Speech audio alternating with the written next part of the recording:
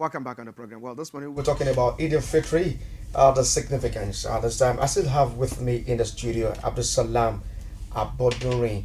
He is a youth advocate, convener, nation's prospect leaders. Many thanks for joining us and staying tuned on the program.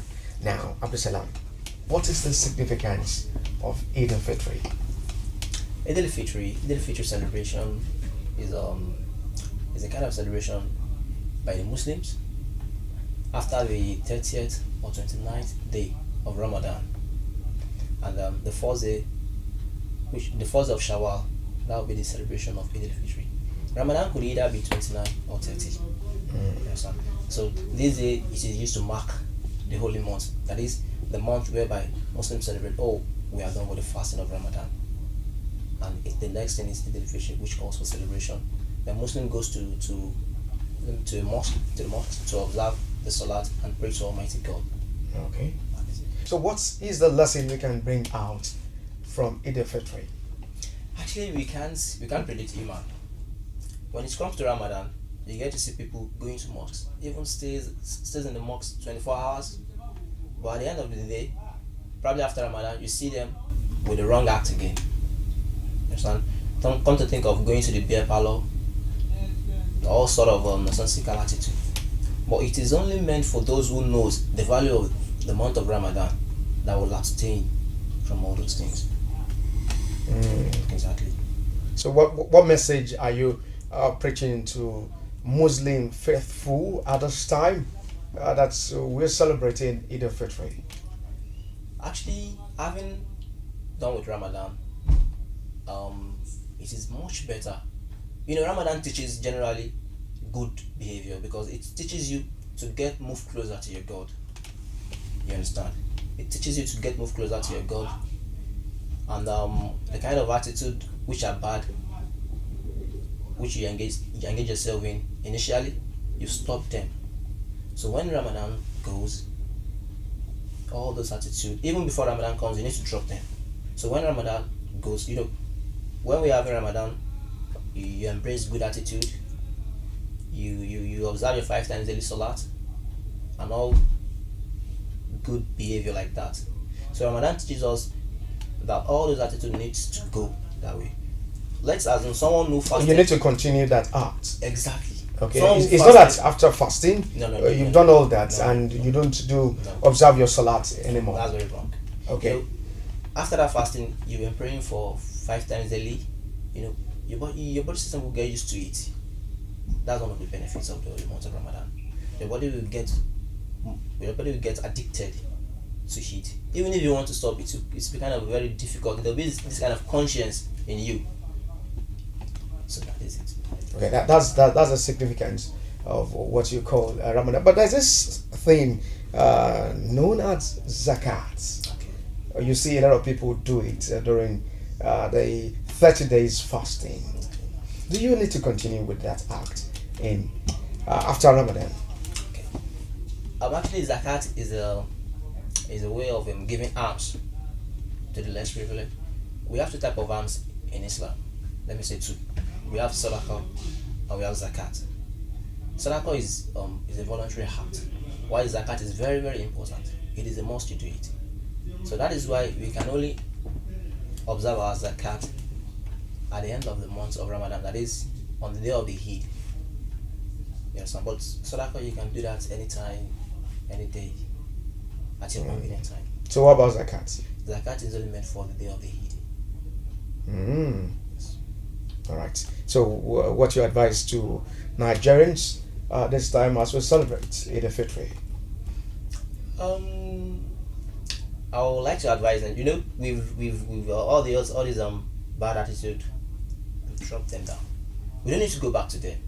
And to be more sincere with you, Nigerians need a lot of prayers. The 2019 election is fast approaching, so we need prayer. And these are the ways God can consider us. When we pray, you wake up at the middle of the night, you call unto your God, and definitely things will work out the way you want. Okay, now let's leave this issue of Ramadan now. Let's talk about issues ahead the 2019 election. The Not Too Young to Run law has being finally signed into law by the president of Nigeria, which is now a law now from the bill now a law. Are you so excited with this? Definitely excited. Definitely excited. First, I would like to congratulate Nigerians for that. I like to congratulate Nigerians. Simply because when when you are qualified to vote, I see no reason why you shouldn't be qualified to run for a political post. You understand? So you're running for a political post.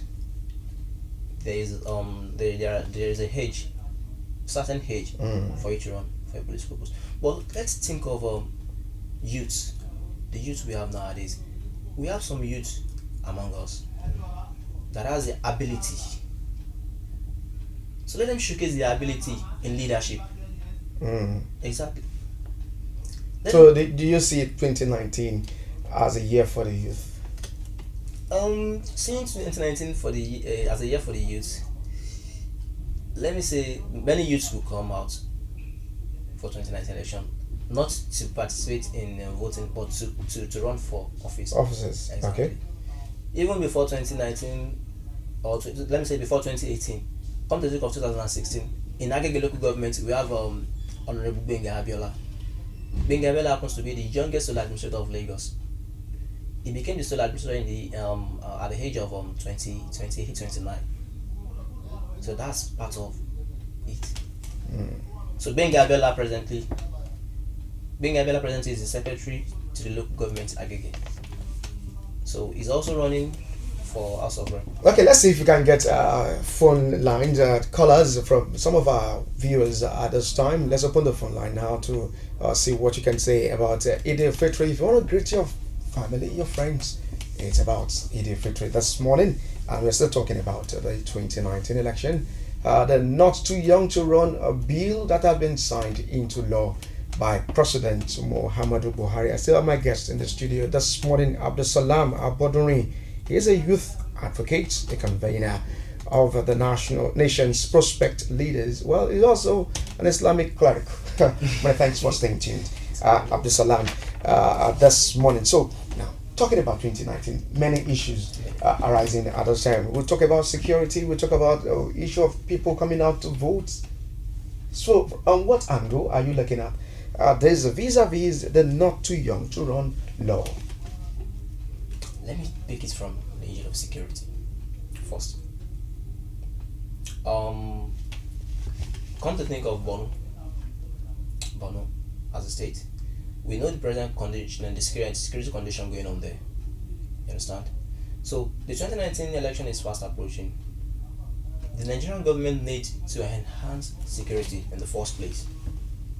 Come to think of the issue of stealing of the ballot boxes. You understand? Treading on humans, on people's life. You know, when you get to some electoral pool, you get to see people casualing you. This is what you must. No, they don't know what you'll be doing when you get there. You understand? You know, it's only known to you. But the Nigerian government needs to work very well on the security, on this, most especially the ballot box. Exactly. It is very, very important. It's very important. Are you also running in this election? No, I'm not running. But definitely I will vote. Do you have your PVC now? Definitely, sure. What's your advice to people who are still out there? You know, as young people, we are always on the social media. And you see a lot of arguments you see more young people on the social media arguing about 2019, and hardly do they have the PVCs. Not quite long. The numbers of PVC which are yet to be collected from the HINEC, it's very high. And let me say, from the PVC, we have about 70 or 80% of the PVC which are meant for the youths. You see, apart from not too young to run, youths, we have our problem. We have let me call it problem. We have our role to play.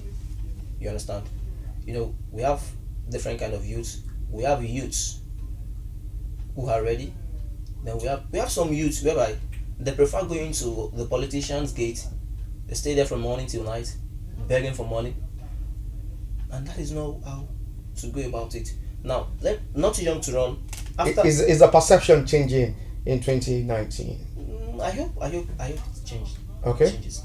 So that kind of attitude, that kind of behavior, it's even going against the not too young to run.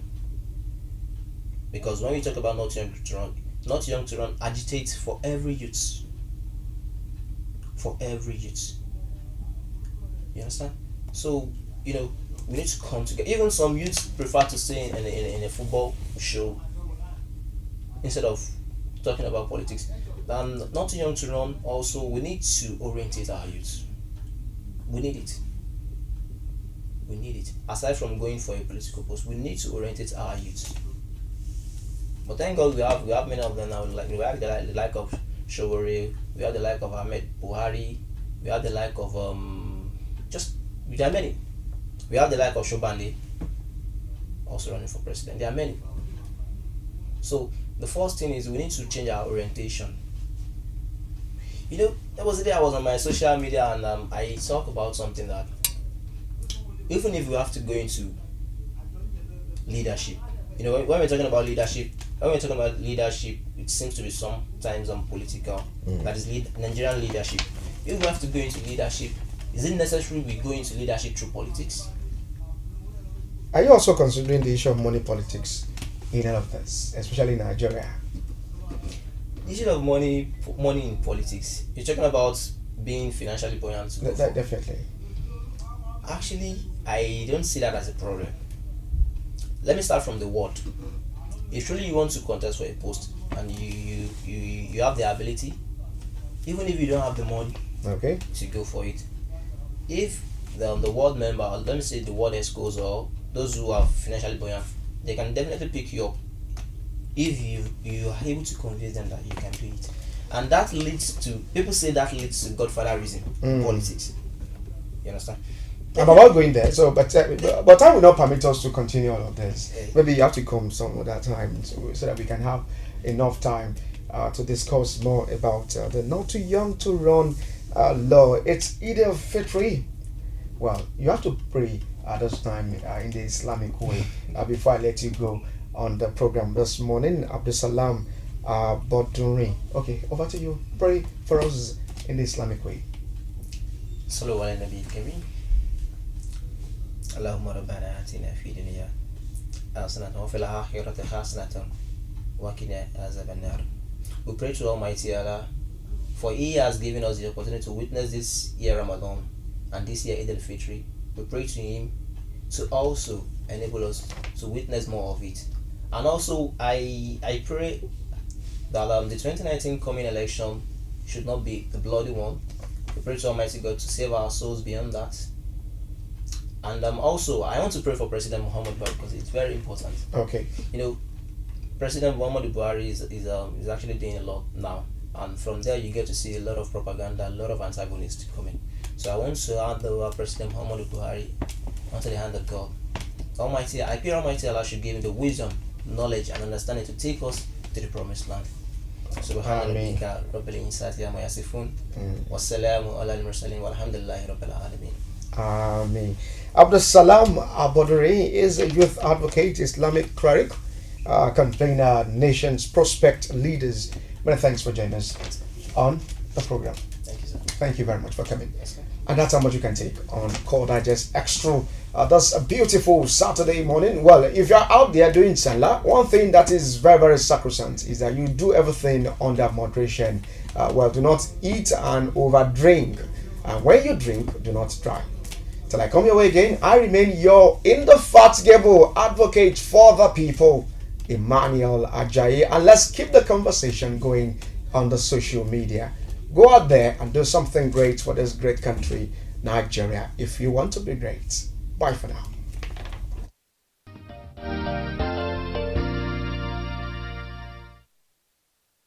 It's time to stand behind 5 African teams on their quest for glory. the 2018 FIFA World Cup Russia. Watch 32 matches free on this Born Partner station. Powered by Kwese Free Sports, official free-to-air broadcaster of the FIFA World Cup Russia 2018. Sponsored by Coca-Cola, official partner of the FIFA World Cup and official soft drink sponsor of the Nigerian Super Eagles. In association with Star, official beer sponsor of the Nigerian Super Eagles. Kwese Free Sports, for the fan.